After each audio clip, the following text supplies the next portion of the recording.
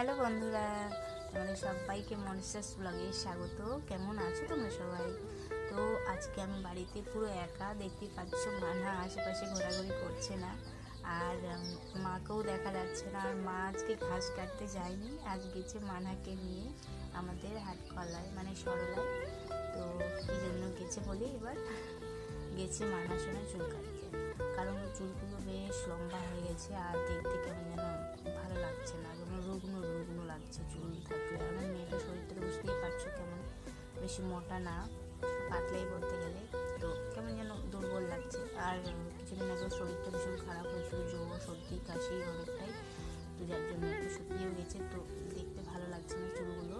তো মা বলছে, মা এবং বাবা দুজনেই বলছে যে চুলগুলো কেটে দিয়ে, আর শুধু সামনেগুলো একটু কেটে দেবো, আর যেগুলো মুখে বা এদিকে দিয়ে আসছে ওগুলো আসবে না, দেখতে ভালো লাগবে।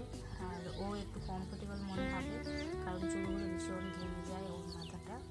তো তার জন্য ওকে আজকে নিয়ে গেছে। আর আমার তো কাটার ইচ্ছে ছিল না, যে আমি মেয়ের চুল বড়ো রাখবো, কিন্তু মা বলছে এখনই কি, ও তো এখন অনেক ছোট, তাছাড়া আর একটু বড়ো হোক তখন চুল কাটবে, যখন স্কুলে যেতে শিখবে তখন।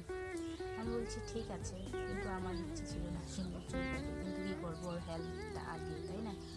ওর স্বাস্থ্য শরীরটা আগে চিন্তা ভাবনা করতে হবে, কারণ ওর শরীরটা খারাপ হয়ে গেছিলো, যার জন্য শরীরটা দেখতেও ভালো লাগছে না, শুকিয়ে গেছে। তো আজকে ওই জন্য চুল কাটতে গেছে। আমি বাড়িতে একা, এখন বেঁধে দিয়ে আসলাম ছাগল, কারণ এটা তো আমার রোজগারই ডিউটি বলতে গেলে। এখন গরুটাকেও খেতে দেবো। আর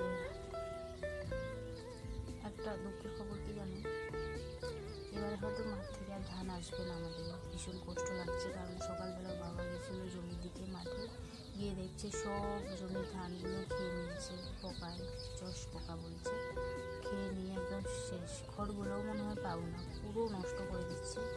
তো ভীষণ মন খারাপ, কারণ এবারের মতো কোনোবারই খারাপ সময় যায়নি, মাঠ থেকে একবারও আমরা ঘুরে আসিনি, প্রত্যেকবারই আমরা ফসল নিয়ে আসি, কিন্তু এবার হয়তো হবে না।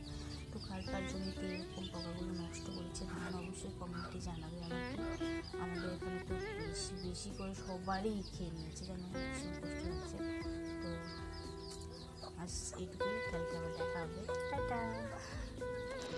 এই যে বন্ধুরা, মা আর বাবা মানে মানাকে নিয়ে যাওয়ার আগে মুহূর্তটা এটা একটু ক্যাপচার করেছি, তোমাদের দেখালাম। মানাকে রেডি করে বসিয়ে রেখেছি, ও কার্টুন দেখছিল, আর বাবা আর মা বসে বসে গল্প করছিল, আর মা বাইরের বারান্দাটা একটু লেপালেপি করছিল, কারণ এখন বুঝতেই পারছো এখন লেপালেপির সময়, যেটা আমাদের করতেই হয় প্রতি বছর বলতে গেলে। তো একটু মাটি নিয়ে এসেছিলো কালকে মার চুলাটা দেওয়ার জন্য, ওগুলো বেঁচেছে, ওগুলো এখন মা ধাড়ি লাগিয়ে দিচ্ছে, মানে ধাড়ি বাঁধছে আর কি। আর আজকের ওয়েদার দেখবো কুয়াশাময়, এখন প্রায় 8:30 মতো বাজে, তবুও কুয়াশা যাচ্ছে না। হ্যাঁ, আর এখনই মা ওরা বেরিয়ে যাবে, বাবা শুধু তাড়াহুড়ো করছিল। তো যাই হোক, এটাই ছিল আর কি।